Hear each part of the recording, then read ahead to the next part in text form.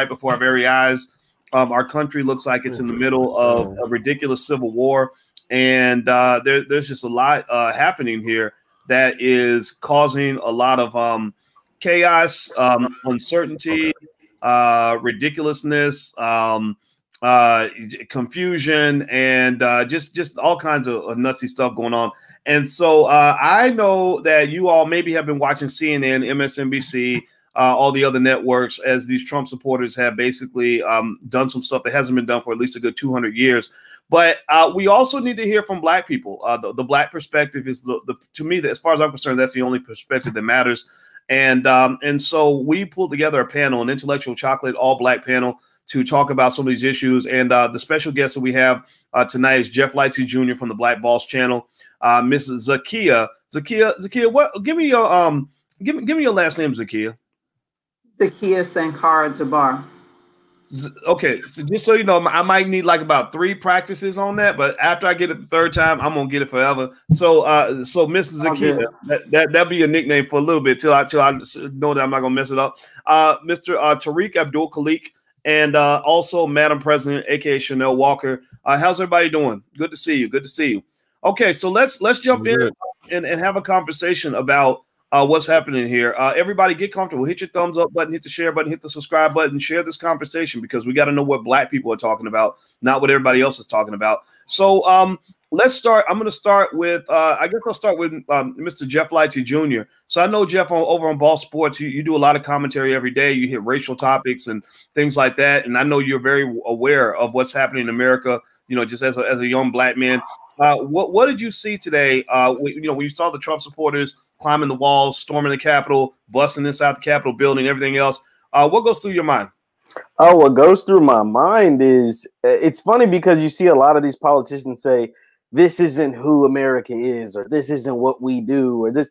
And I like chuckle, because this is what America does. This is what America is. This is what this country was founded on, was anarchy and craziness and storming the capitals, and whether it was Boston Tea Parties or, way back, way before your first president. So it was like, this is just like a full 360, like coming back all the way around, and it's funny to see all of that, because they were wondering, you kept hearing people say, like, why isn't the president stopping this? It was because he incited it, right? Like, when you incite something, like, there's no way in hell you're going to stop something that you created, right? Like, if you wanted this to happen, you're saying that the elections are fake or the voter frauds and all this stuff, then of course these people are going to be upset. These people have shown that this is what they were capable of over the last 4 years, and it just finally came to a boiling point, so they actually took over a federal building in our nation's capital. So, I mean, not to say that it was good, but I did kind of chuckle a little bit and was kind of like laughing with,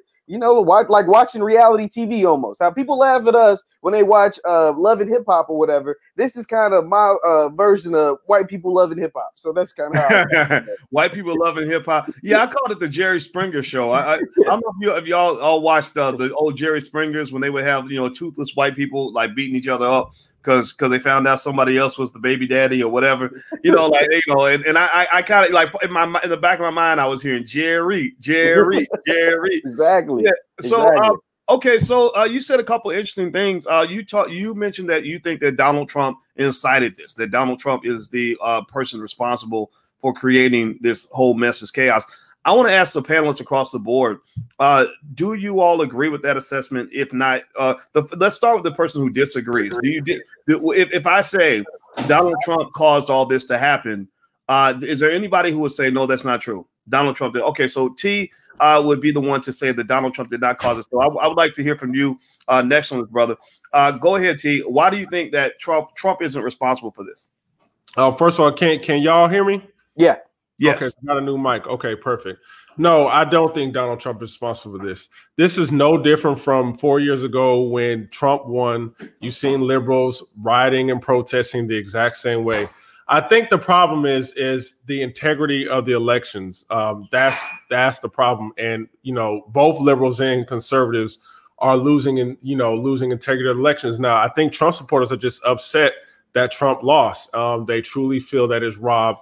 I don't think, I'm very careful with this kingpin mentality that Trump is the reason why these protests are happening. It's the same mentality that says the reason why America has become more racist because of Donald Trump. It's that whole fear-mongering mentality that once Trump goes, everything's going to return back to normal, which is ridiculous to me, because all that's pretty much saying is that Trump is the cause of all corruption, and when he leaves is the end-all be-all. And to me, that just puts Black people to sleep. No, we need to look at this corruption that's always been happening in our country. It's just not been put to the front. We are so used to peaceful corruption is because we got complacent presidents who are very quiet, and we have a media supporting complacent presidents who don't make noise. So no, I'm not putting this on Trump. This is just people being upset. Okay. All right. So let's jump to the ladies. Mrs. Akia, I'll start with you. So Jeff says that Trump caused a lot of this. He incited this. And for the sake of diversity, which is great. T comes back and says, no, it's not Trump. It's bigger than Trump. What say you? What went through your mind as you saw all this happening? And what do you think caused us to get to this point in our country? Well, thanks, Boyce, for having me on. I think it's a little bit of both. Certainly Trump has certainly organized. I mean, anybody who follow him on Twitter, he's like, come to DC, January 6th. I mean, so he certainly organized or helped to organize people to come. And he hasn't let up, in terms of his allegations of the election being stolen. And I do agree to some extent that corruption has always existed, and that the media and certainly the mainstream kind of discourse right now wants to pin everything on Trump. And I felt the same way, like saying he's a worse president. And I'm just like, you mean worse than presidents who actually owned our ancestors? So I just think we need to put things into perspective, into the correct perspective when it comes to this. Trump is a part of it, but he's not the end all be all, where people are giving him too much power. The other thing that I think that's missing from this conversation is the economic component. White folks are starting to experience what Black people and natives and others have experienced for a very long time. And that's, economic isolation and economic insecurity. COVID has certainly exacerbated things for Black folks and folks who are already marginalized, but now white folks is feeling it. So, these people feel like they're losing all the way around. They're just feeling like they're losing. They feel like their hope, the great white hope in Trump, now, they done took him out and he's leaving. And so they feel a sense of loss. And so I am not surprised. The other thing I want to say really quickly is that we need to be very careful if we think this is the end. These people are not finished.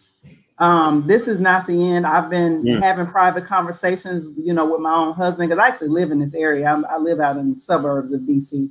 And I already knew I wasn't going into DC none this week. You know what I mean? And so we even had our local elected officials. My county executive sent out an email early Monday morning telling us not to go into DC and the region and everything. Maryland sent state troopers in today and everything, or National Guard and everything like that. So this is not over. The other thing, I'm not sure if people are aware, but these protests are organized on the government across the country. Governor Inslee in the state of Washington had about 200 to 300 protesters outside of the governor's mansion armed today. That was about an hour ago on the West Coast. It also happened in a couple of other states. So these people are very organized, and this is not the end. And I think Black people need to be ready. We need to be ready to actually defend ourselves, not get in between white folks fighting, but we need to be ready to defend ourselves. Okay. So, Madam President, I'd like to come to you next. So, so a lot of this chaos is going on.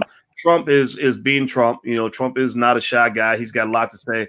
And I'd be curious to, I saw that Twitter, I don't know, did you give me a yes or no in the audience if you saw this? Give me a yes or no if you all knew that Trump's Twitter actually got shut down, which I thought was unprecedented. Not precedented, unprecedented. But I never thought I'd see the day that the president of the United States, even if he's a lame duck president, would have his Twitter shut down.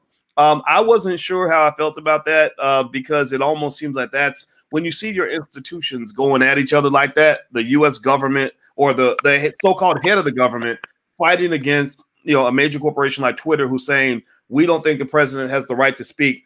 It just seems that almost like it's becoming a war where people are all participating in escalating the I can't imagine this making things better. What do you think, Madam President? Just the Twitter thing as well as everything else. What goes through your mind? Well, Dr. Boyce, first of all, thank you for having me, and good evening, everybody. First, I would just like to say that this is not the craziest thing America has done. Not at all. Okay, not at imagine all. selling a ship across the world and capturing Black bodies. Okay, and then exchanging them for things like sugar. They get really, really crazy. All right. Also, Trump is a product of America's image of white supremacy. This is their poster child. This is who they love. This is the person that they created. They love and adore him. I don't care what people say. If a liberal had to choose between Donald Trump, I believe, and some dark complected Black man, they would choose Trump again and again and again because they love each other. That's what white supremacy is. Also, too, he once called the Proud Boys. I think they have arrived, proud and ready to do anything possible to take over what they believe belongs to them. This is how this country became this country, with corruption and just straight up anarchy, anger, and lack of decency and respect for others. And this is where we are. This is where we should be. And it's reference to Twitter. One of the things is, when the president of the United States is completely out of control, what I consider is, I think these people are at war with one another. And the thing about this war is, it has nothing to do with Black people. I do not think Black people are prepared or ready for any kind of war. You cannot TikTok bullets. You cannot be praying when people are coming to you with bullets at your door. We're not prepared. We need land. We have no access to a lot of land. We have no access to laws. We have no access to judges. We have no protection whatsoever. No allegiance, no alliance. We have nothing. So I just do not believe that we should even try to pretend that we are prepared and ready for a war. We are not.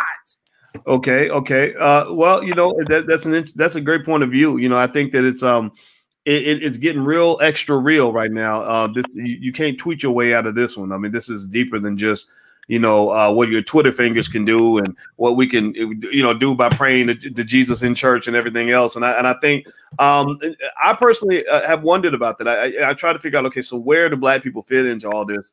And that's why I feel like it's important that Black people have our own conversation before we get pulled into other people's conversation. And so one person who's great at having her own conversations on social media and very intelligent with it is Miss Faye Bishop. And Faye has joined us tonight. So Faye, let me ask you this, Miss Faye Bishop, where do Black people fit in this whole conversation? What would you say to, because we fit right in politics, right? Stacey Abrams saved the world, and Warnock just got elected, and everybody's rejoicing over that. Where do Black people fit in all this, in your view? In my opinion, Black people don't fit into all of this because this isn't our fight. In my opinion, what I am getting sick of, honestly, is that there seems to be a narrative that is being created by white liberals, and they pick it for us every election season. And it is one of Black dependency, incompetence, and ineptitude. Okay, we allow them to pick that narrative for us every single election year, and we latch onto it and we follow it. It's almost like we're this class of people who were made to sign like this code of conduct agreement without a pen that is being enforced by none other than mainstream media and technology.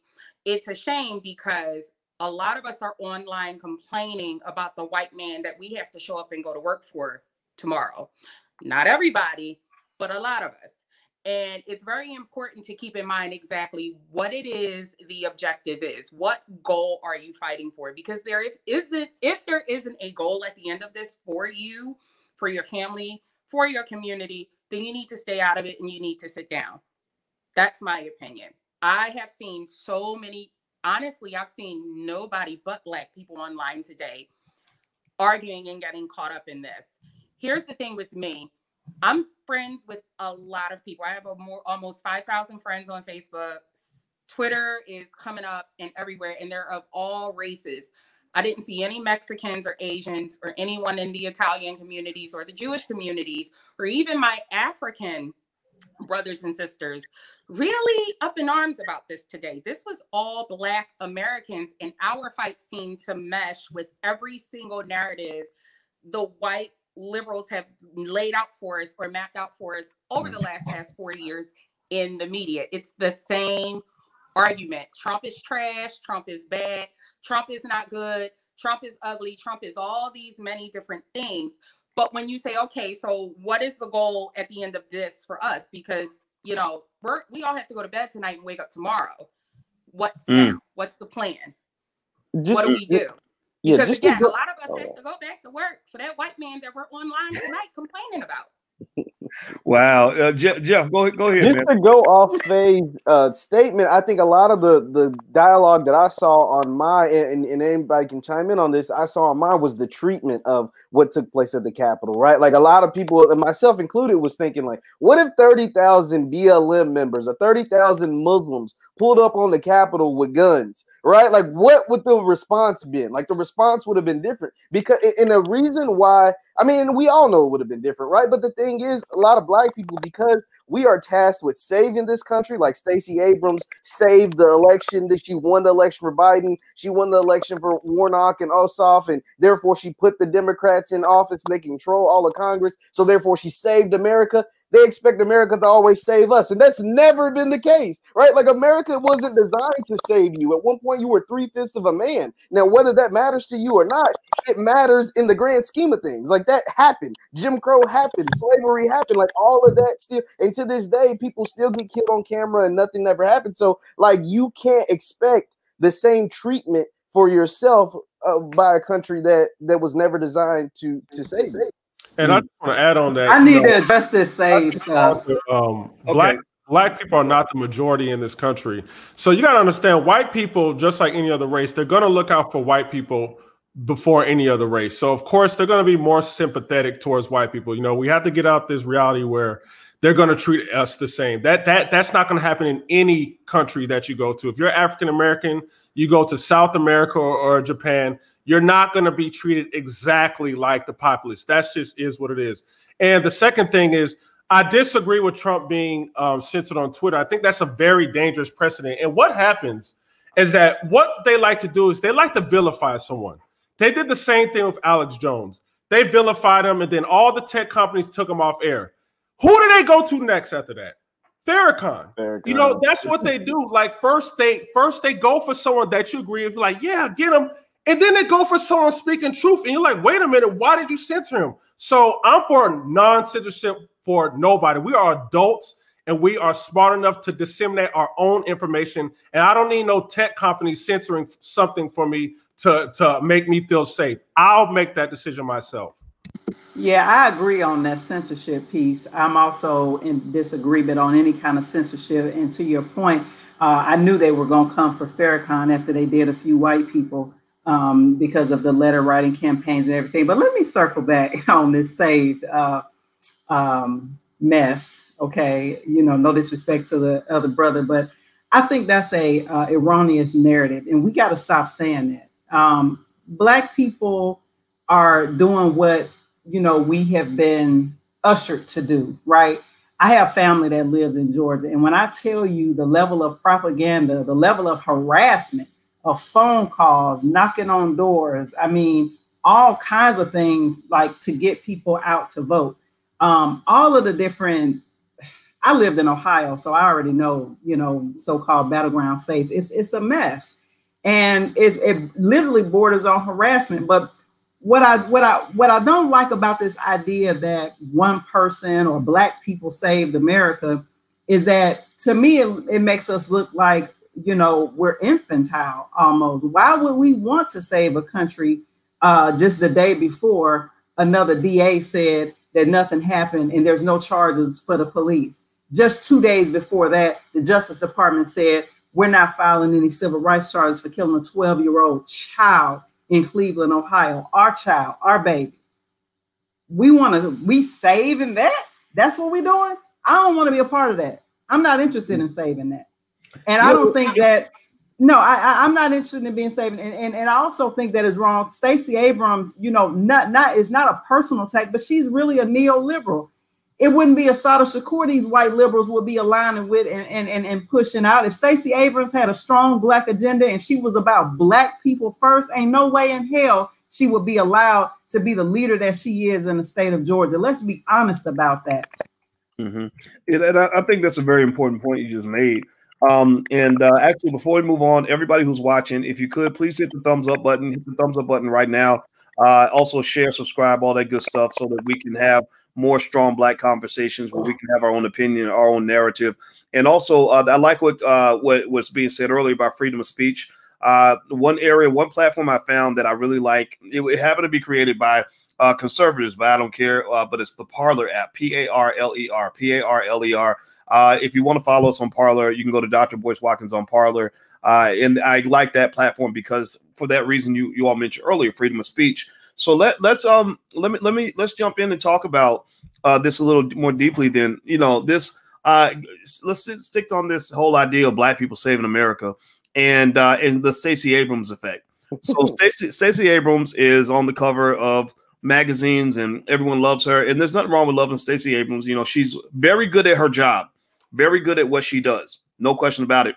But I think it's very important to at the very least make sure we distinguish between a Black man or Black woman who's doing great things for Black people versus a Black man or Black woman who's doing great things for the Democratic Party. Those are not disconnected. Those are not two separate things. You could do great things for the Democratic Party and do great things for Black people. And I think I'm going to say Stacey probably fits in that category because there are Black people who can benefit from some of the policies of the Democratic Party. Right? The Democratic Party does a better job than the Republicans of advocating for the poor or the disenfranchised, LGBT, et cetera. I think all of that is cool. But I think that what the challenge is, when you talk about a Stacey Abrams or Warnock or anybody, is when you start getting people trying to claim and own your Blackness. That can sort of claim. So maybe a way to think about it is like this. If I have a job at Burger King and I tell all my relatives, hey, y'all, if you want to eat at Burger King, I can get you free food. Right. And so let's say I got half my relatives want to eat at Burger King. My other half of relatives don't want to eat at Burger. They want to eat healthier food. And so somebody says, your Boyce is really helping his family by giving them free Burger King food. That is true. That is absolutely true. I'm a great Burger King employee and I'm feeding my family. But me feeding the part of my family that likes Burger King ain't the same as me feeding the whole family. And also somebody can't come along and say, well, if you ain't got a Burger King uniform on, then you ain't a Watkins. You're not a Watkins if you ain't got a Burger, because all the Watkins just love Burger King. No, God damn it. No, we are not all Burger King employees. We do not all want to eat a Whopper. Some of us actually want to eat some health food. So stop that. Stop trying to own the core of who I am because you happen to have something in common with me. We happen to have a common agenda. We partner. So Stacey Abrams is an excellent partner for the Democratic Party, but every single statistic that you can look at shows that Democratic Party run cities and states have not seen improvement in the Black community. That is just a fact. That is a fact. Start with Chicago. That's a fact. Lori Lightfoot sitting there down the street. Obama was down the street from little kids getting shot up in his neighborhood. Two blocks from Obama's house, they getting shot up. And all the statistics show that Black people haven't done better. So stop saying. Actually, Black people have done worse. Right. There you go. That's why we got to interrogate this idea that the Democratic Party represents the poor. Let me tell you something. The Democratic Party ain't represented the poor in decades. Don't nobody represent the poor. That's why you're seeing these factions on the left and the right. Nobody's representing what really is the masses of this country, including a whole bunch of white folks now. That's why you're seeing the left doing the force to vote. If you're following that, that's why you see the right storming the Capitol. And let's be honest, we haven't talked about this, but the DC police and Capitol Police actually let them in. I don't know if you all saw that video. They let them in. They didn't just storm it. No, they let them in. So I'm looking forward. I'm looking forward to the congressional. They had to let them in. I don't. I felt like they let them in because they were like, if we don't do something, like it's gonna get bad. Like I don't know. What do y'all think? Do y'all think that they let them in because they're in cahoots? Like we want to help them? They sent They took pictures. They were taking selfies. Hold on. Okay. Finish your point, Zakia, and then go to Jeff, and then everyone else. Go ahead, Zakia. I'm sorry. I was just saying. So there's footage on Twitter and on Facebook and other social media where the cops are actually taking photos, taking selfies with some of the MAGA people. So I mean, I don't know whether it was like intentionally coordinated, but at the very least, they were treated. Not just with respect, but they literally allowed them in to the building. And the DC mayor wasn't allowed to call in the National Guard at all until much later. And then also there's the one video of just the one black officer with a stick, right? Like it's like 50 MAGA dudes right in front of his face, and he's got this one little baton. He's running up the steps. That's the worst thing, by the way. If you ever about to get jumped or whatever, don't run because they just chase you. And that's exactly what just happened with dude. They just chased him on up the steps, and then by that time, they already in. They're already in. So I did say that there was like something was very strange about them getting in there that quickly, that abruptly. Yeah, well, it does seem. You know what? Here's the thing, right? If the country's divided, between right and left, why wouldn't the police be divided also? And in fact, I would imagine that cops and security guards and people like that are probably more likely to be on the right than on the left. Most of the cops I know, even the good cops, a lot of them are Republican because the Republicans traditionally are all for the police in terms of anything that they want to do, right? And then on the other side, you're hearing defund the police, which I think is a little bit too extreme because because actually people don't know this, but murder rates in a lot of these cities have actually skyrocketed this year. Like people are in danger now because the police are sleeping on the job. They don't want to do the job anymore. I wouldn't want to be a cop. There's no way I'd want to be a cop right now. So I think that balance is missing. So Faye, it seemed like you had something to say. Go ahead, please.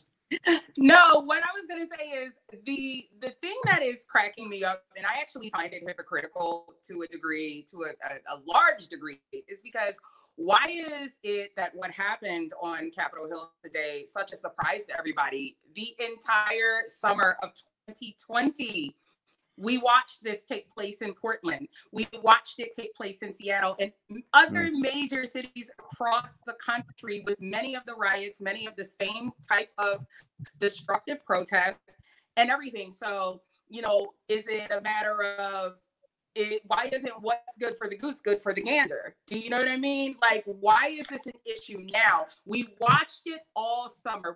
The police let it go down all summer. I'm in a city where I live in a city, or now nearby a city, as I say, because I'm outside of the city of Philadelphia, where major rioting took place during the summer of 2021.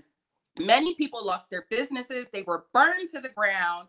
Okay. There are a lot of families that lost their livelihoods, and nobody said anything because it was primarily the left that was doing it. But now the right is outraged today. And all of a sudden, everybody's fired up.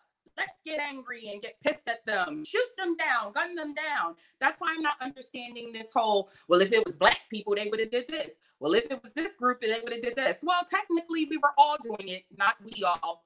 But I'm just saying, general consensus, everybody was protesting last summer. They let him do it then, too. So, yeah. Can I add? Go ahead. I was just going to add to Sister's point. They actually found that at least in Minneapolis, there were some white supremacist instigators. I don't know if y'all remember, but they came back like months later and identified some white supremacists who actually, it wasn't black people. If y'all remember, they were saying it was a protester that burned down a police station, where come back to find out that it was actually instigated by some white supremacists that lived up in northern Minneapolis. I don't know if y'all remember seeing that, but it came out like a couple of months later. I can see all of that. I saw from the very beginning, I saw outside elements driving a lot of what was going on. When the behavior shifted, when I saw people doing stuff that honestly, Americans are kind of wimpy. Like, we don't really get crazy with our protests right off the bat. We got to go through some stuff to get to that point. I think we can, but not right now. So when you start hearing about, okay, in the hood, buildings are now burning down, I'm like, okay, unless black people have really evolved in a way that I haven't seen, I have my ear pretty close to the black community. I said, this ain't us. We're not doing this. But even a lot of the white folks I know don't do that type of stuff. But when I think about radical left and radical right, I think about the cowboy boot wearing, gun toting hillbilly on the right, the Trump supporter with the Confederate flag on his truck. He can get down like that. Well, or when I think about the leftists, the radical leftists, Antifa, where they have that history of bombing people that they don't like, and they assassinate. Like, all these things are part of that history of the anarchist culture. I said, okay, I get it now. Like, I get it. Okay, this is bigger than just black versus white, bigger than even Democrat, Republican. This is, to me, this long-held battle between capitalism and communism, or elements on the left, Marxism, far left elements, right? And for the longest time, if you study the history of that, you will see that if you go to Europe and you look at how they got down in Europe, they got crazy in Europe. A lot of the Vietnam War was connected to that very same sort of thing. Capitalism against communism and all related ideologies. So that, to me, was where we should have really drew the line. Detroit did a great job. The black folks of Detroit, when they saw those crazy hippie white boys coming in town trying to burn down buildings and throw rocks through windows, the black folks got with the police and said, this is not what we want here. We have issues where we're going to resolve it on our own. Get out. Get out. That, to me, is exactly what should have happened in every city across America, but it didn't. People sat there and watched people burn down other people's businesses and look the other way because they happen to be your friend. Well, these people, I'm sorry, when you're talking about the far extreme element, these are terrorists. Terrorists will take you out if you don't allow them to do whatever the hell they want. You give them an inch, they're going to take a mile. So now you see where those elements are going. They're going after both Mitch McConnell and Nancy Pelosi. They're like, we don't like none of y'all. We just hate this whole system. We want to see your whole country burn. And so anybody, if you want to see America burn, I get that. But I don't want to see America burn because I think that we can fix what we have. I don't think we have to destroy every job and kill every child and take everybody out with viruses and everything else in order for us to become a better country. And I think that's where people don't understand. Extremism is not a healthy thing to add to our politics. We are fortunate. I'm gonna be quiet after I say this because, Madam President, I'd like to hear from you.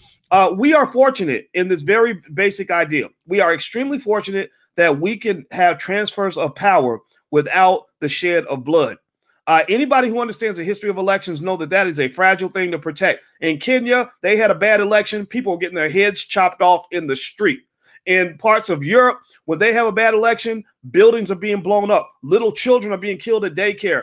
They don't care. So you don't really want that life. I mean, you just don't. That's my 2 cents. So be careful what you wish for because you might get it. Chanel, Madam President, what are your thoughts so far in the conversation? I think that she is muted. Let me see if I can unmute her. Oh, can you hear me now? Of course, we don't want that because of our children are not prepared for war. I think over in other countries, sometimes babies get guns and are prepared to be soldiers at an early age. Meanwhile, we have our kids doing the nay-nay. So we're not prepared for any form of war. I don't want to hear black folks talking about no war, okay? Because grandma and them don't know how to shoot. Your aunties and them don't know how to shoot. We're going to be going to the church with the senator that just got elected. We just not prepared for that conversation at all. I want us to stay away from war. However, I also want to say that I personally, I know this is an unpopular opinion on this panel, but I like Stacey Abrams. The reason that I like Stacey Abrams is because I believe she isn't an appointed leader. I don't think she's an appointed politician. I think that she decided, I think I want to do this. I qualify. And as a person who have been in, I would say, collegiate groupthink environments, I think that sometimes when you are not a part of something and you say, I want to go in, I want to be the person that makes the change, and you do that. It's not just always rooted in corruption. Also, from a character standpoint, this woman lost the election. She had absolutely no point to stay involved, but she said, you know what? I don't like the way I was treated about this. I'm going to participate. And I know you call it a harassment because it was very harassing, all the damn texts we got. I live in Atlanta, so I was like, God damn, I'm almost mad. I'm not going nowhere if I get another goddamn text. But I will say that, you know, we sometimes, I too, because I have a conscious mindset, I can separate myself from this world, but I go out, I drive, I buy cars, so I want an interest rate, so I'm participating in credit scores. I get gas, so I'm participating in this ecosystem, whether I want to be or not. And I have a house here in Atlanta, so whether I want to be a part of this fucked up system, I'm in it, okay? So I think that there are times where no matter how conscious I am, I realize that, God damn, I need to get some dual citizenship, because I'm in, and we all are in pretty deeply, whether we feel like we are or not. You know what I'm saying? So I do agree with you in reference to, you know, I think that in this world, we have to be able to be more. But I think the division from W.B. Du Bois and Booker T. Washington has just always been a thing. Black folks at odds, and we need to collectively get what's due, which is our money. I don't feel like Black folks should be paying taxes. I think we should be receive some form of reparations in this country. They may not be able to give us $1 million check per household, but I will tell you one thing. What I realized from this stimulus, folks still out here waiting to be stimulated, is that reparations is an easy decision. Meeting and having a meeting and a decision and disbursement of money into bank accounts. What I've learned from this whole pandemic is that goddamn reparations ain't as hard as folks made us think it was. It is very quite easy. Well, the big question is, and I agree with you. I don't think anybody, I'm gonna tell you what, if anybody, just to make it 100% clear, I don't think we have to hate Stacey Abrams to tell the truth about what Stacey Abrams is doing. I think it's almost like the same as saying, look, I don't hate pancakes, but pancakes are not chicken. You know, a piece of chicken is not a pancake. So stop telling me that when I ate a pancake that I also got chicken, because I know what chicken tastes like. So a black politician is a black politician is a black politician, and they have a right to exist, and they may perhaps believe in what they're doing. I think Abrams does benefit long term from what she's doing, because believe me, she's going to get an important position out of this. She's going to get she benefits, but not the masses of Black people. Right. We got to start talking about that. Yeah, I spoke about that too on my post too. Look, Black people any African American I see gloated by the media, I don't trust, because these African Americans are all hand selected, and typically when they get in office or in a political position, all they do is cater to their party by putting a Black twist on it. None of them do anything memorable that you can name that is outside of the narrative. This is why a lot of Black people can't even tell you who the CBC caucus members are. They don't even know. In fact, they didn't even know who Barack Obama was in the Senate. Probably didn't even know he was a senator until he became president. That's how, and this is not self-hate. I'm just saying this is what's happening. All they're doing is that they're just propelling Black candidates in front of them, funded by white people. We're not donating to them, so they don't answer us. Yes, they're going to act Black and jig with us just so they can get our vote and get in office. And then they're not going to do anything for us because we didn't put any support behind them financially. How much money y'all think was spent on this election? Yeah, go ahead, please. Inform us, How much money y'all think was spent on this election? Just a wild guess. Which one? You talking about the Georgia Senate race? I'm talking about both of them. I'm talking about the 2020 general and this most recent one. Let me tell you something. It's a game being played, and we ain't winning. They telling us we winning. Oh, Black people save this and Black people save that. Saved it for who? Number one, who do we save it for? And then what are we getting out of it? See, I've lived in Democratic controlled cities for all of my adult life, right? I lived in the Midwest in Ohio, which was so-called a battleground state, but the cities are controlled by Democrats. I've seen enough. I live in Maryland now, a so-called deep blue state, and we have to fight the Democrats when it comes to police brutality to get them to pass things that benefit us specifically. So I had a conversation with my family in Georgia because I actually was thinking about relocating to Georgia. Let me tell you this right now. If the Democrats are taking over that state, I'm done. I'm not going down there because I'm serious. I mean, there's a lot of things that the Democrats have actually changed a lot. There's a lot of things that even Black people don't agree with them on social issues, but they vote for them because Boyce, like Boyce said earlier, we have this idea that we think they look out for the poor. But when you look in your community, when you look at your own material conditions and how they continue to deteriorate and how you have to continue to help your family members financially, and we moving in with each other again because the economic empire is falling out the bottom of the country, then we got to have a different conversation. Finally, I will say, if you didn't know, Wall Street actually supported Joe Biden over Donald Trump. Both parties are hegemonic parties and they're controlled by billionaires. So we have to have deeper conversations and get out of emotionalism. I've seen a lot of dancing. I've seen a lot of this and a lot of that. I ain't mad at Black Joy. I love Black people. What I'm mad at is that here we go again, falling for the same banana in the tailpipe, and you getting ready to get two new senators. Now they got a Democratic president, a Democratic Senate, and a Democratic House. And look at what you get in return. That's all I want people to do. And we have precedent, right? Like, it's not like a lot of people saying, oh, now that we have control.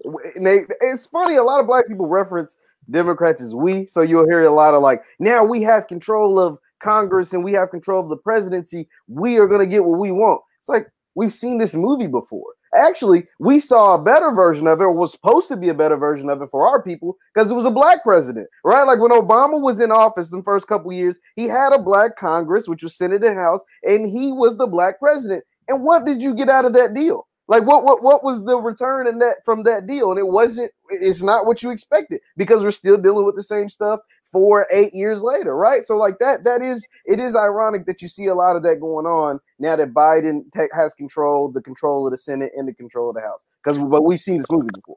Well, you're right. We have seen it before, and the thing is that we saw this over even as much as 50 years ago. If you remember Malcolm X in his speech, "The Ballad of the Bullet," he basically talked about the fact that Black people were being played by both the Democrat and the Republican parties. In fact, I'm going to try to find his specific quote, but I think everybody needs to pay attention, because Malcolm, Ashe to Malcolm and the ancestors, he's speaking to us from the grave and saying, dear Black people, we saw this exact same thing in the 1960s, and we were being played by suckers like suckers 60 years ago. Y'all being played for suckers right now. He specifically said that when you are consistently supporting a party that controls all the branches of government and they still can't do nothing for Black people, and you support that party no matter what, you're not only a political chump, but you are a traitor to your race. And I think that now that we have this experiment again, where the Democrats, we save America, or some of us did it. I can't take credit for that because I ain't support none of that. And now the Democrats have regained a substantial amount of political power. I beg you, I ask all of you to consider this. How many times have you heard any of these politicians mention the word reparations one time? They are under strict orders from the Democratic Party, and I can just tell you, just at liberty in terms of revealing something that I saw when I was working with Cube and some other people, and we talked to some folks, and there are Black people in the Democratic Party who were very appreciative of what Ice Cube was doing, because they said these white folks over our heads are making us look stupid because they won't let us do anything.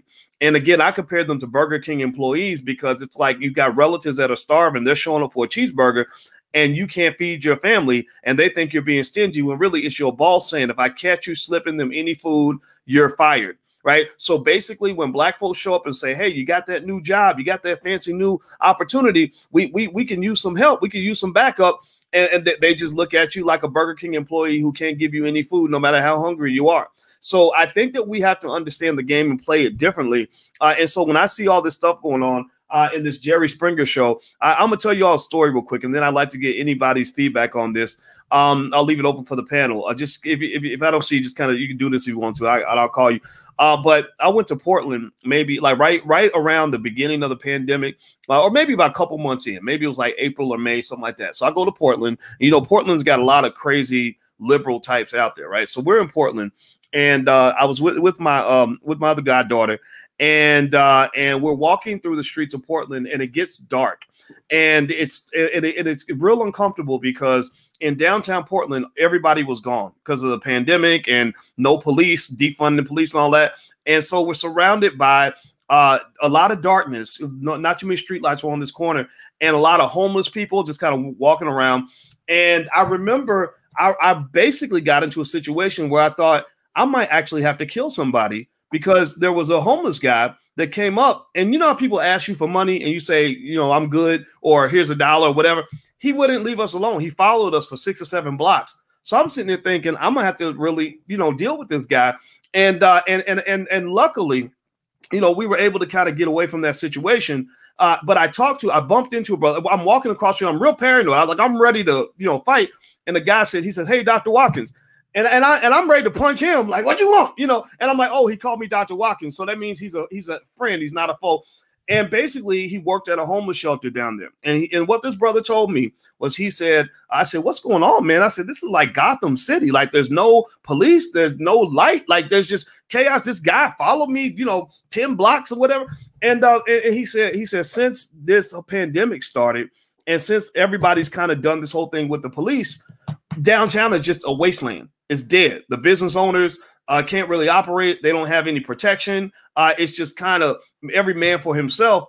So he was basically saying, like, almost like you might have to have a weapon down here because it is not safe around here, right? And we were not in a bad neighborhood. He said it got that way when the pandemic began. So I shared that story to just say that this is happening in cities all across America. I was in my hometown of Louisville where Breonna Taylor got killed, and businesses boarded up. I'm sure Detroit looks like that. Atlanta has the issues.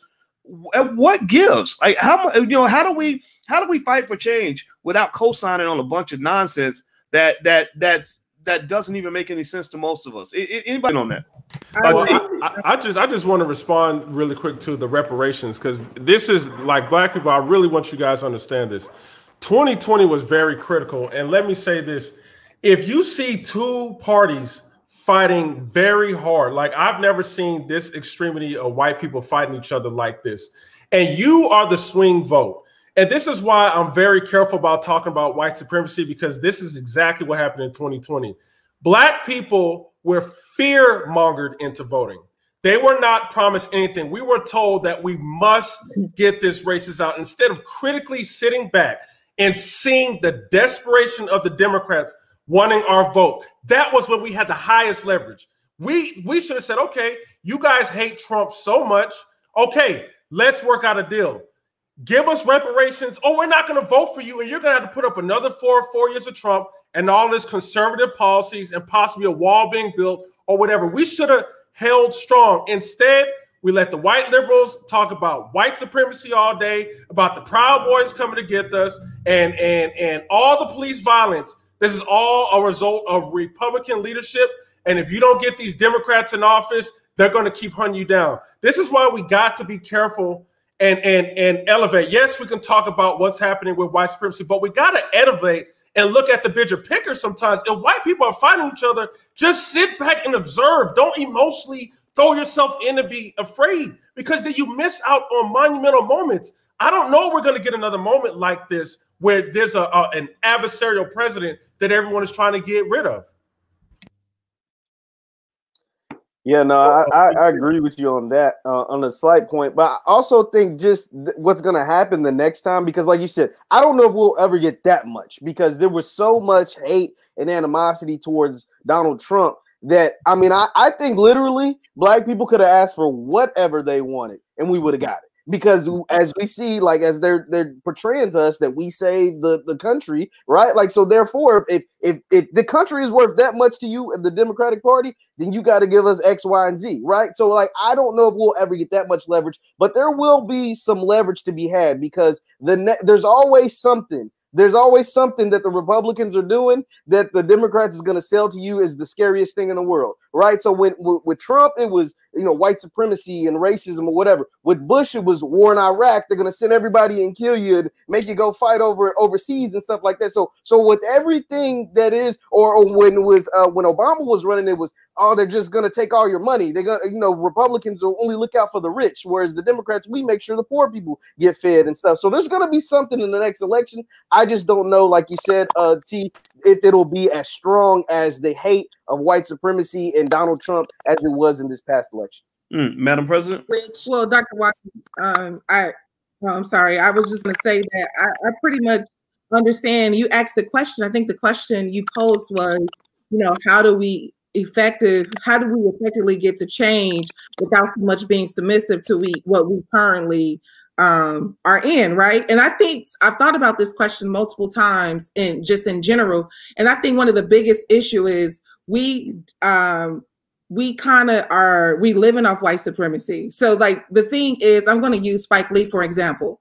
Spike Lee was upset because he had to go through like a side door, a back door. He couldn't use the door that he always used to sit on the front seat of the Lakers. For 30 years, he paid about $10 million to sit front seat side. And then he didn't get the respect that he wanted. Then he said, forget it, I ain't going to no more games. Well, I thought about this and I said, damn, it's really hard to defeat white supremacy when you enjoy it so much. So that's one of the things that happens with us very often. We love it. We enjoy it. We're not willing to become uncomfortable. I think about the time where the people who pretty much are, I think the brother mentioned the ancestors that were willing. This was another group group I was speaking with. The brother said that the ancestors were jumping off of ships. And I said, we didn't have that many ancestors jumping off of ships. We had a lot of ancestors complying. Just like today, we have a lot of people complying. We got a lot of people that's pro-black, but they ass going to work in the morning, okay, with a whole bunch of white folks. And I'm not mad at them. It's just that we have to figure out how does it become possible? How does it become possible without going hungry? How does it become possible with keeping the roof over your head? And once we figure that out, then we can get folks in line the way we're supposed to. But if not, we're going to always have the same problem that Malcolm X had, which is Malcolm X was going over to Africa saying, hey, I'm ready to bring my people. And even the folks in Africa was like, no, your people can't come over here. Let me show y'all something I saw online. This is Black Twitter, a description of Black Twitter and all the chaos. I don't know if y'all can see this. That basically, that, you know, there's a school of thought, and I'll enlarge the screen a little bit so y'all can see it. And by the way, my Twitter is Dr. Boyce Watkins 1 if you ever want to have some fun. But basically, you know, this image, what it says to me is, it kind of says, you know what, the whole world is burning down and we just chilling. We this ain't our business. And I actually approve this message. I personally think that this is divide and conquer that has occurred amongst white folks going back thousands of years, since before the Black Plague. You know, they just kind of get barbaric like that. And I think that as Black people, this is our, you know, we continue to do what we're supposed to do, which is to build and to bring ourselves together in a way that's going to lead to progress, you know, for our people. And I think that's important, right? Because, you know, if you think about this, when we get entangled into other people's chaos, it doesn't help us. I mentioned today the Vietnam War, and a lot of people don't know this, but the Vietnam War destroyed the country of Vietnam.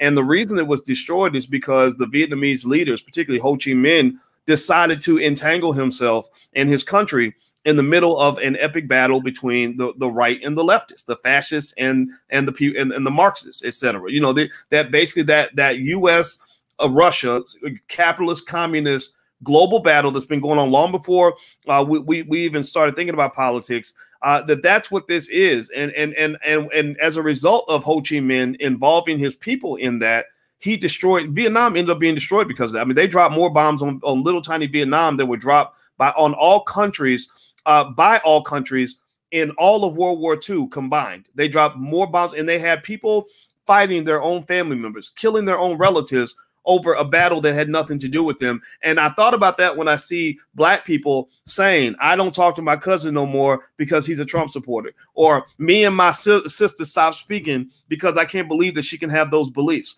right? And I just really hate that. And I don't give a damn what your political beliefs are, as long as we can at least start the conversation by agreeing that we're black first, and what you believe politically can be secondary to that. Faye, did you raise your hand earlier? Did I miss you, sister? Please go ahead. You're on mute.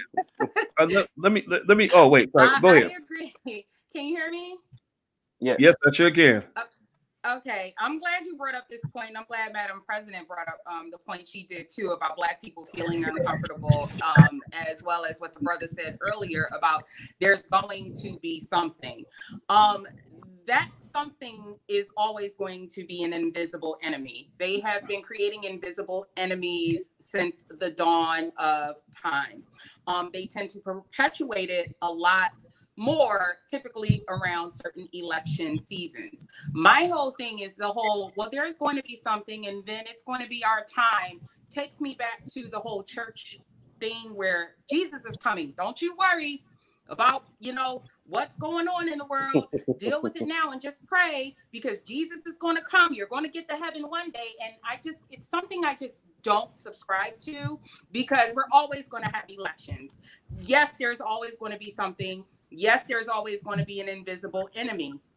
And what we have to understand is we have to get to really, really stop subscribing to propaganda. And I posted about this a few days ago.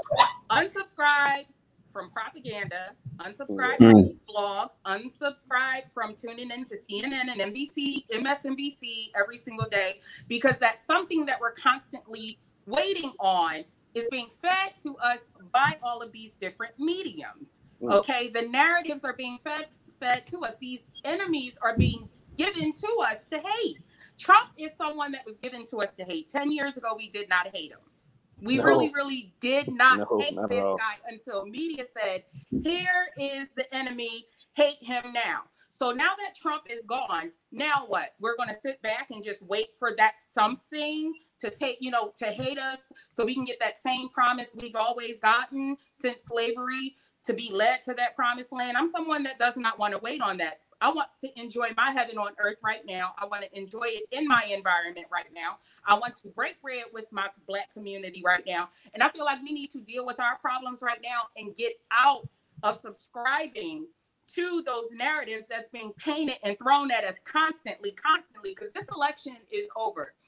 Everybody's upset. The feeds are in chaos right now because of what took place on Capitol Hill today. But in about 7 days, everybody's going to be back to reading about Kim and Kanye, back to buying Beyonce and Jay-Z, concert tickets, back to reading the Shade Room. So we're going to be back in that space where we're comfortable again, because the big bad red orange man is now out of office, and Joe Biden is in office. And speaking of Joe Biden, I believe wholeheartedly he just pulled the Woodrow Wilson on us, where he got us all to, and he really, really got everybody to vote for him, only to throw up the middle finger once he won the election.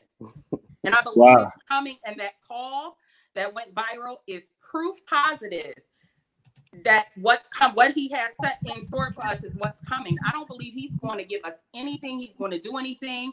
The fact that Kamala sat there and all of those leaders sat there and said nothing, that set the stage for what's going to be, what's going to happen in the next 4 years. So the question I have for everybody now in the audience, are you prepared for that? What's your plan? Yeah, why do we keep doing the same thing over and over again?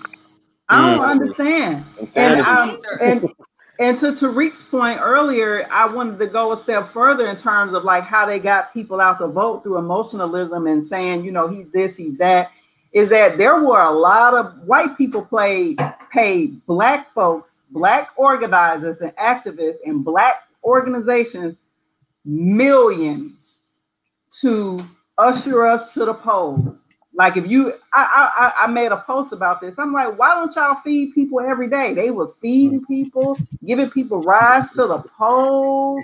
They was like doing all of this stuff. And I'm like, y'all do realize people need that stuff all the time. I said, as a matter of fact, the money that was spent, matter of fact, on October 28th, you can go to opensecrets.org. That's how you can find out how much has been spent. $15 billion with a B. Wait, 15 billion. Wait, 15 billion spent on what? The election. on all the elections. Yeah. Okay. Yeah, I know the Warnock. No, that was before the Georgia election. They spent a record amount for the Georgia election too. I have to come back with those numbers, but open secret is posted on my page. Boyce, you friends with me. It's posted on my page. I made a whole post about it. I said we should be ashamed of ourselves for not questioning this game, for not questioning. And all these people celebrating. Why are y'all celebrating? The masses of black people ain't got shit yet. Excuse my French. That's true. Everybody keep lifting up individual black people. What about the masses? What about the people who y'all got out there to vote and had concerts? They give us concerts, not policy recommendations. I'm tired of that. They did that in Ohio in 2016. I'll never forget when Hillary was running. They brought Jay-Z to Cleveland to have a concert to get the vote out. They did that just down in Georgia. All of these celebrities descended on Georgia. And I'm just like, y'all was talking about how no other community is doing this and no other community is doing that. But who else does that to the other community? Do white people get celebrities to tell them who the F to vote for? Why don't they court us with policy recommendations that will improve our material conditions? And if you speak out, like Ice Cube, you the bad guy, right? Like when you speak out, you the bad guy. And that's what makes he was like one of the few celebrities. And look at how a lot of these black people who was getting millions from white liberals to get out the vote, they slaughtered him. Yes, that should have told you everything you needed to know. They are traitors to the race, like Malcolm said, and I'll say it and stand by it. Definitely. I want to address what Madam President said earlier. She was saying that how we enjoy white supremacy. And I mean, she's not lying. That is definitely true. A lot of people like, well, you know, black power, fight the power, and then go up and work for a white boss, you know, and spend more time. I think I've heard you say, boy, spend more time with their white boss than their kids. And it just kind of hurt me to hear that. Like, like, oh my God. But I think to get out of that, you have to become independent, right? So that is how you build up your economic base. Yes, you might start off working for someone, yes, you might even enjoy it, whether it's, you know, going to college and getting a professional job that way, or going to trade school or whatever. You might enjoy what you do, but don't let that be your ending, right? Like that might be where you start, but that's not where you need to finish. You need to finish by either owning your own stuff or owning some stocks or buy into a business or things like that. That way, if something were to ever happen to where you just all of a sudden want to quit your job, or your boss gets tired of you, you tired of putting up with it, you can leave. You can build up what I've heard Dr. Boyce say before is your FU money. It's like you can put up your FU money and take off, and you know you will be financially stable, right? Like that's the way you build power, you build your wealth and things like that. So that was kind of like my thoughts on how you get out of that state by Miss Madam President. Okay, Madam President, go ahead. I wanna respond to that, Jeff. I totally. And so one of the reasons that infiltrators were so easy to happen in our community, whether it be the Black Panther Party or the Civil Rights Movement, is because Black people did not hold economic power. Yes. Whenever Black people were grabbed, and they said, look, don't you want your kids to eat? Don't you want your wife to have some food? People were always on that moral compass of, do I do what's right for my people? Now, you got to remember our relationship to one another. It's nice to meet at the All Black National Convention, but when we sit in other environments, we don't treat each other very well, like we love each other. So we don't have this linear, narrow space in this country to just be like, yeah, you know, all or nothing. It's very, I would like to say, you know, in the words of W.E.B. Du Bois, you know, not just the duality, but double consciousness. A lot of Black folks deal with that, whether it's not whether people agree with it or not, but that's what we deal with. So that's why you have a very big conscious community, but you don't have a conscious airline. You don't have a conscious school system. Of course, you know, we have an online school system now that's becoming more grand, but we have a lot of work to do. Also, too, you gotta dismiss that shit. You gotta be like, fuck, I cannot have an 18-bedroom house, goddammit. I need one house. I need a 2-room house, okay? or you're not gonna be on CNN or all of those things. Yeah, exactly. But the thing is, because our communities is just different in how we, you know, are like the Muslim culture.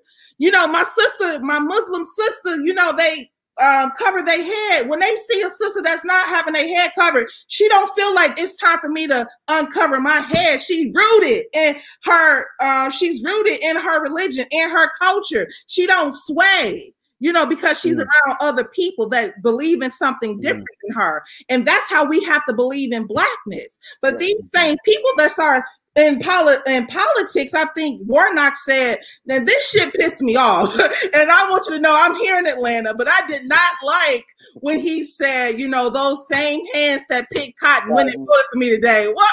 No, stop talking like that, bro. And I do believe that's when they pull on our emotions, and we're not having enough emotion and emotional intelligence. But everybody ain't conscious and everybody not woke. We can go and sit in our families right now. We can go sit in the living room. We can bring our extended family in a whole house, and we can just have 100 folks in there. And y'all already know we ain't agreeing with one another. We ain't on one accord. We don't have to pretend like this some trolls, some internet stuff. It is in our families. We got a lot of work to do, and it's a damn shame after we've been here so long.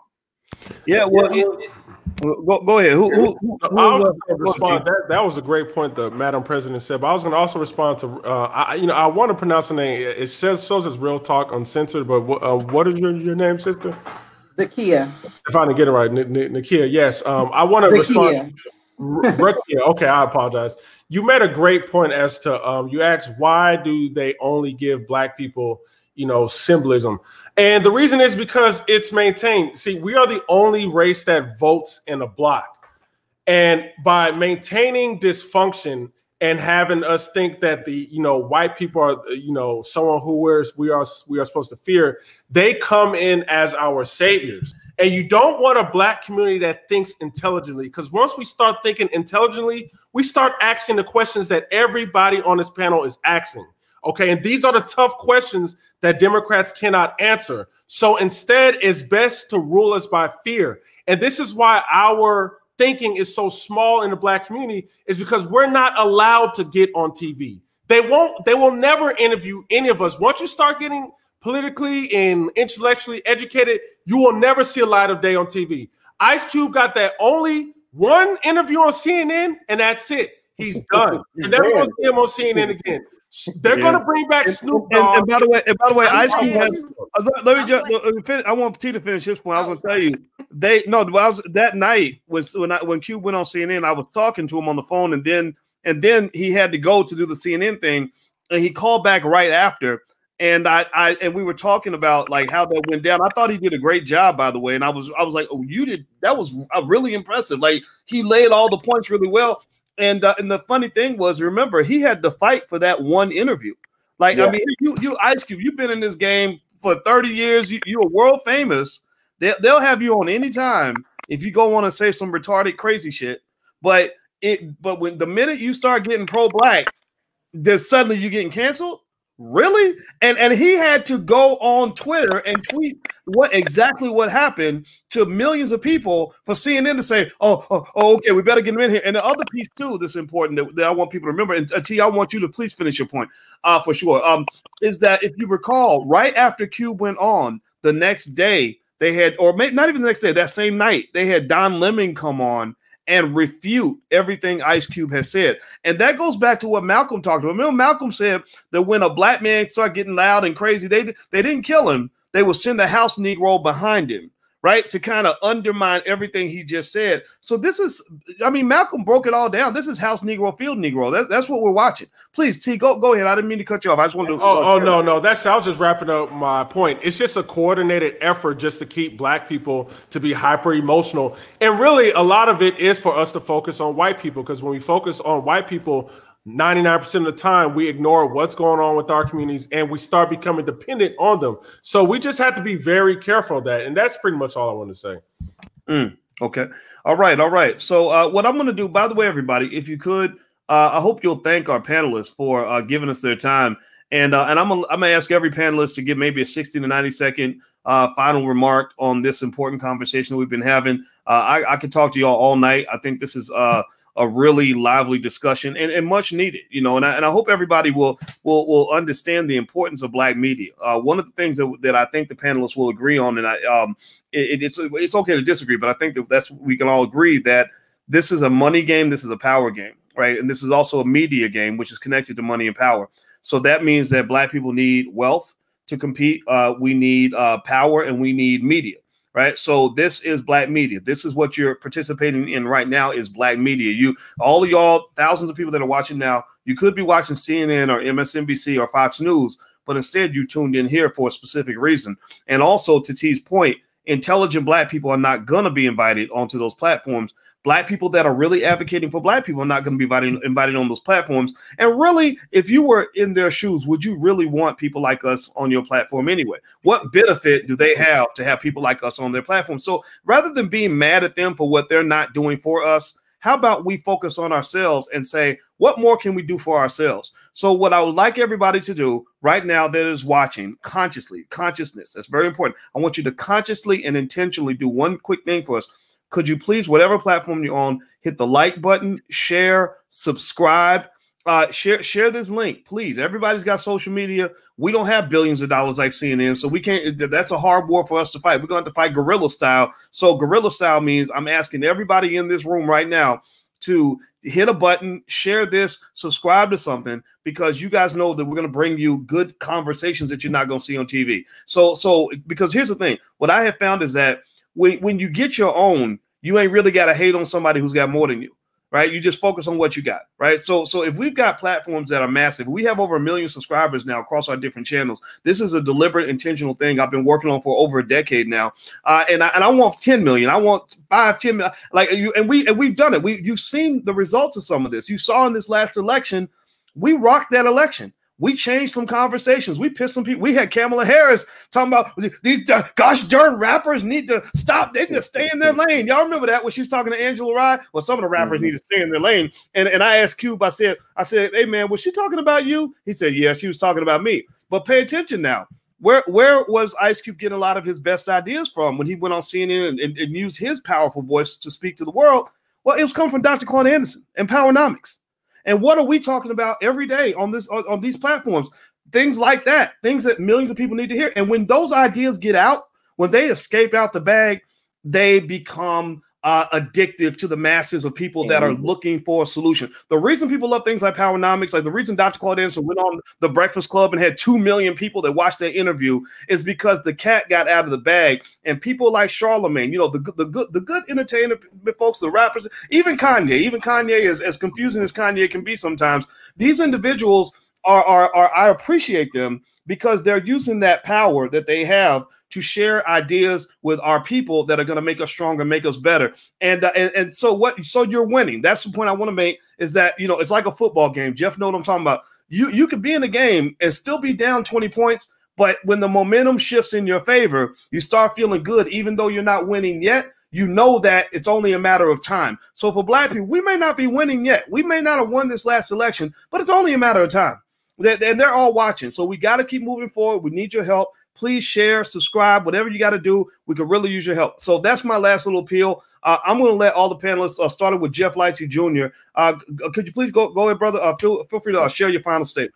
Yeah, just final statement, circling back to what we originally said. Will this be a civil war? Honestly, it shouldn't matter, because what happened today on the Capitol had nothing to do with us. What we must do, and I say this almost at the end of almost every panel that I've been on, is work on self, work on ourselves, work on a way to get off that corporate plantation, right? Like work on a way to build your family up, build your community up. That way you don't have to worry about right or left, Democrat or Republican. You hold your vote. You vote for the person who benefits both you and your community the most. And in that way, you will get the best results in every single election. Now, whatever's happening, whether the Proud Boys are fighting the Antifa or whatever, none of that will matter to you as a Black person. Because at the end of the day, none of them people want you. Like all of those people, if it comes down to them or you, they're going to pick themselves. So therefore, you should pick yourself in the end.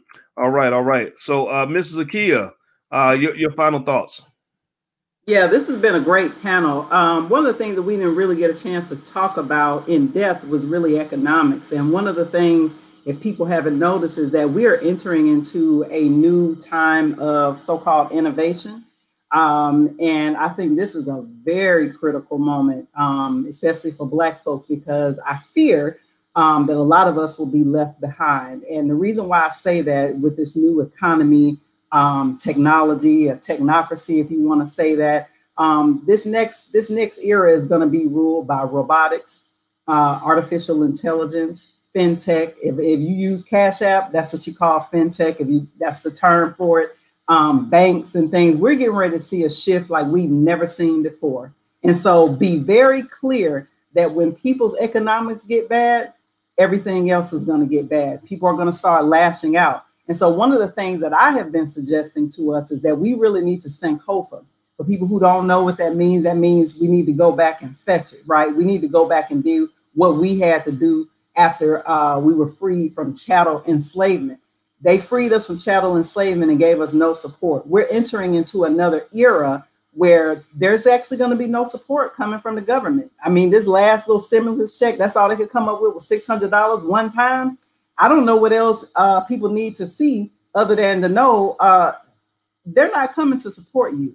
You know, so I think that Black people need to start, like the brother said, going inward as a community. We need to start building mutual aid and benevolent societies again. We did that at the turn of the 19th and 20th century because we had to, where we're becoming much more communal and less individualistic, going back to our roots and being communal and supporting each other. And I'm saying that not to be pessimistic. I'm saying that because I love us, and that somebody needs to tell you that that's what's coming in this next economy. If you're not already on the tech train, or you're not already knowing how to do cybersecurity and all of these different things, education is online now. Everything is about to be digitized, from healthcare to education. And so I just say that as a warning to our people, that we definitely need to start pooling our resources and supporting one another. And the distractions like what happened today, unfortunately, I think things like that will continue as we continue to enter into this new economics. All right, Ms. Faye Bishop, your final thoughts. Can you hear me? Yep, sure can. All right, so my final thought is pretty much simple and to the point. If you want to win, you have to get to a place where you want to take back your power. Stop giving it away. Okay, you have to start demanding tangibles. You have to get on code, not just with us as a collective, but with yourself, to understand what it is you want. You know, I'm all about the outcome, and I think we all should be about the outcome. What kind of outcome are you looking for? Not just with politics, but when it comes to our economics and when it comes to our race and just your own communal environment, you know. And I think the only way to take back our power is if we unsubscribe to foolishness that is constantly perpetuated by mainstream media and pushed by technology, okay? Because it's keeping us dependent, incompetent, and inept. That's my final thought. Learn how to take back your power. Figure out a way to take back your power and claim it. All right, take back your power and claim it. Mr. Tariq Abdul Khalik, your final thoughts, brother. Yes, you know, we just got to realize what happened on Capitol Hill and what's really been happening across the country during the Trump presidency this is white liberals versus white conservatives. You know, this is a classism warfare, you know, and the thing is, Black people must be very careful of calling only one side white supremacists, because what that feeds into is a fear narrative, which is why we can't elevate politically, because we see one side as white supremacists and the other side is the good little white people. And then you got to ask yourself, which side benefits the most by you thinking like that? And it's not Black people, it's the white liberals who run the Democrat Party and a lot of the media. But all I'm saying is we have to be independent. Look at this from this lens. Do not scare Black people about it's a bunch of white supremacists, because I don't want to see our people out there fighting. I don't want to see if something goes down, we're out here siding with the liberals because we scared of these white supremacists. I don't want to see that. I want us to be logical. So we just have to be careful that. And other thing with censorship, you know, we shouldn't support any censorship, even if we don't even like that person, because I'm telling you, it's going to come for us.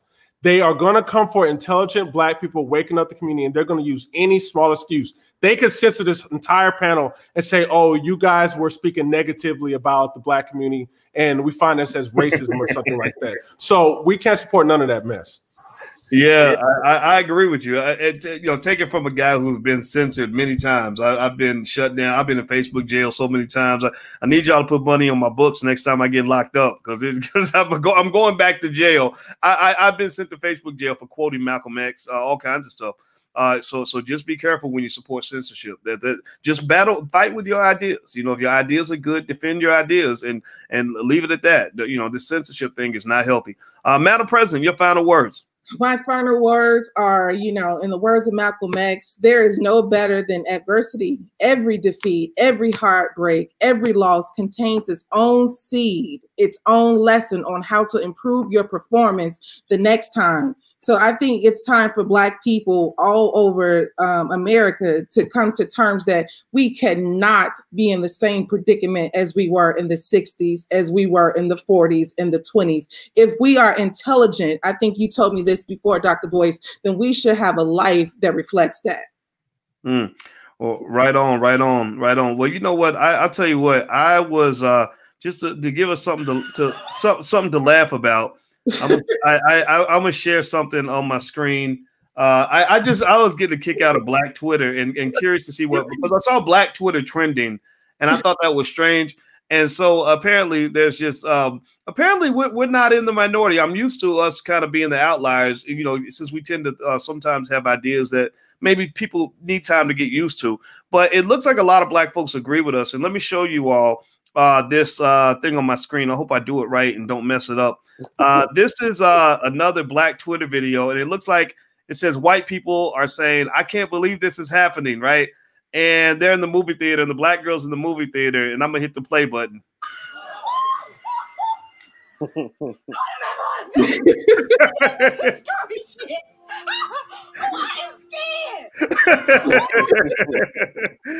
So I think that sums up. I think how a lot of Black people feel right now. Like this really is. I hate feeling like it's entertainment, because it's not. It's very serious, right? It could get really bad, and it is probably just the beginning. But I do think that there are millions of people who understand the difference between our fight and somebody else's fight, and I know it's frustrating for those of you who might be ahead of your time. You're kind of in a challenging position, because most of your allies, your greatest allies, are not even born yet. These ideas are ideas from the future. The frustration you feel being an intelligent Black person saying the things that you're saying right now is probably the same frustration that Marcus Garvey felt, when he's writing articles in 1919 and doing radio interviews saying, why don't y'all wake up? Why don't you stand up? The stress and frustration he must have felt 100 years ago talking to Black people. You think that we're bad now? Imagine 100 years ago trying to explain liberation to people who just got out of slavery. It probably would have drove the man crazy. He would have had a heart attack at an early age. So my point is to say that you have to really keep the faith and believe in what you're doing and speak your truth and stand on that and be very consistent with that. Because at the end of the day, I believe good ideas win. I also believe that passion wins. So we are very passionate about very good ideas that present very meaningful, relevant, and effective solutions for the community. Things like not just powernomics, but all the things that these panels have been sharing today, that represents the future of the Black community. That nonsense, that jigaboo crap, that represents the past. That stuff, that shucking, jiving, going along, just get along. I look in their eyes and I see how they react to us, and we are the conscience of Black America. Stacey Abrams is saving America. We saving Black America. We're the ones who get into the consciousness of Black folks who think that you're supposed to just go to church because or go to vote because your pastor told you to go vote, or a Democrat told you to get your booty to the polls, or somebody told you that same old line about your ancestors dying so you could be a Democrat. Even they are feeling guilty to a point. Now it shows up as anger. Sometimes they'll just get outright mad, but the reason they're mad is because you're striking a chord. The hit dog always hollers. When people saw what Ice Cube and others, not just Cube, but a lot of people were basically saying, this is logical. If you vote for someone, they should give you something You can't argue with that type of logic. You can't argue, you can't argue with 2 + 2 = 4. Stop it. Stop trying to tell me that it's 187 because you know that it's not. You ain't that stupid. And so what you're seeing is you're seeing adjustments in their behavior. You're seeing adjustments in the language. You're seeing even that white folks are dealing with the Black community differently, and even Black folks are dealing with other Black people differently because we are pushing the envelope. So I encourage everybody, just keep on pushing. You got to keep on pushing. I know it sucks. It's a heavy load. You feel like you're playing for the losing team, but I'm telling you, keep on pushing. Then what happens is the future will vindicate you. You'll be able to say, because I can tell you, I remember in the beginning when I first started talking about things like financial literacy and economic intelligence and all that, it was really hard. A lot of people didn't want to hear what I had to say, but I just said, I'm going to keep doing it and be very consistent with it. And that's what it's going to be. Well, over time, people started to evolve their thinking, and then rappers started rapping about it and things like that. And you started to see the needle moving a little bit. So let's keep moving the needle. We will win because we're the greatest people on the history of the planet. Can't nobody stop us. So everybody type greatness in the chat. Let's walk away feeling great, feeling proud, proud of the fact that we sat here and talked to each other about this important issue. Everybody, please hit the thumbs up button, share, subscribe button. Please follow all the panelists that are on this chat. Please support them. These are our superstars. I want everybody on this panel to be famous and supported and respected and heard from. So jot down, take a screenshot, jot down all their social media, and please, please, please follow them, because that's how you build power. Right? The same way a celebrity becomes famous because they made a great album or won a Grammy. Well, these individuals are going to become famous because they're here talking to you. And these are the ones I want you to respect first. If you could do that for me, I would appreciate that very much. And I want to say thank you very much to our panelists, Jeff Lightsey Jr., Miss Zakia. I'm going to call you that until I get the last part right. Madam President, Tariq Abdul Khalik, and Miss Faye Bishop. So thank you all very much. Have a good night. And we'll see you all very, very soon. Take care.